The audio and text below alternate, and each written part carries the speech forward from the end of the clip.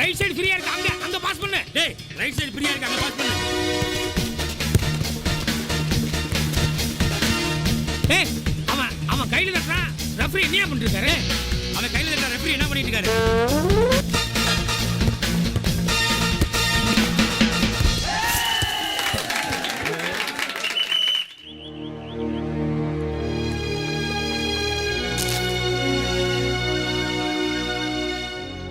இந்த தடவையும் நம்ம தோத்துருவோம் போல இருக்கு.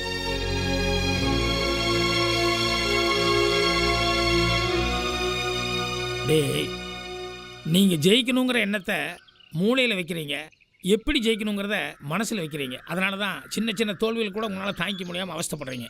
ஸோ நீங்கள் ஜெயிக்கணுங்கிறத மனசில் வைங்க, எப்படி ஜெயிக்கணுங்கிறத மூளையில் வைங்க. அப்புறம் பாருங்க, ஆட்டோமேட்டிக்காக நீங்கள் success ஆகிடுவீங்க.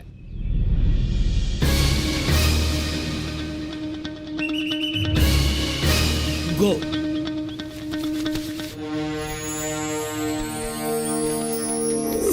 Come on, boys, let's do it. Come on.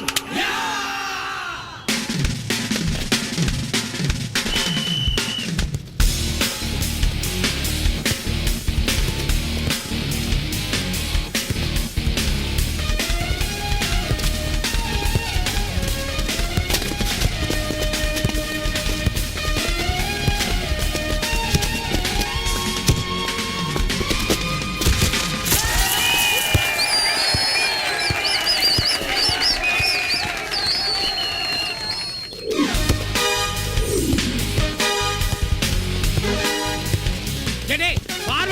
பண்ணுங்கடா.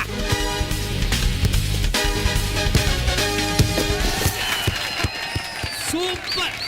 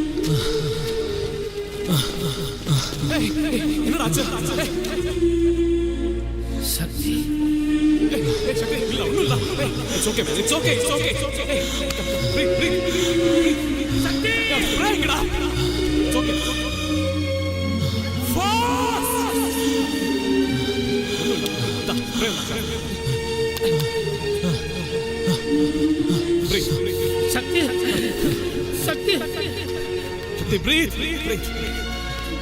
ஐயோ கடவுளே. ஒண்ணும் இல்லப்பா, ஒண்ணும் இல்லப்பா.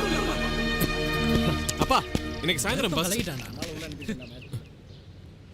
என்னப்பா? சக்தி, இப்படி வியாதியில கஷ்டப்படுறத என்னால தாங்கிக்க முடியலப்பா. அட நீங்க வேறப்பா. இதெல்லாம் nothing to worry. இன்னைக்கு எவ்வளவு அட்வான்ஸ்டா ட்ரீட்மெண்ட்ல வந்திருக்கு. கவலையே படாதீங்க, ஓகே? வீட்டில் அவனை பார்த்துக்கிறதுக்கு நாங்கள் 2 பேர் மட்டும்தான் இருக்கோம். ஆனால் இங்கே ஃப்ரெண்ட்ஸ் இவ்வளோ பேர் இருக்கீங்க, மனசுக்கு ரொம்ப ஆறுதலாக இருக்குப்பா. நீங்க வாங்கப்பா.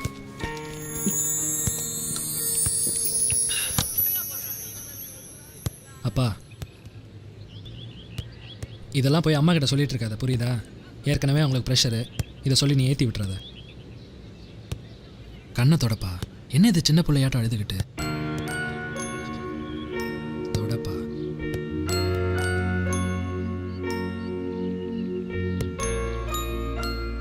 என்ன சார் இதுக்கு போய் கவலைப்பட்டுக்கிட்டு? நாங்கள் இவ்வளோ பேர் இருக்கோம்ல, சக்தியை நாங்கள் பார்த்துக்குறோம். இந்தாங்க மச்சான், ரொம்ப வலிக்குதாடா?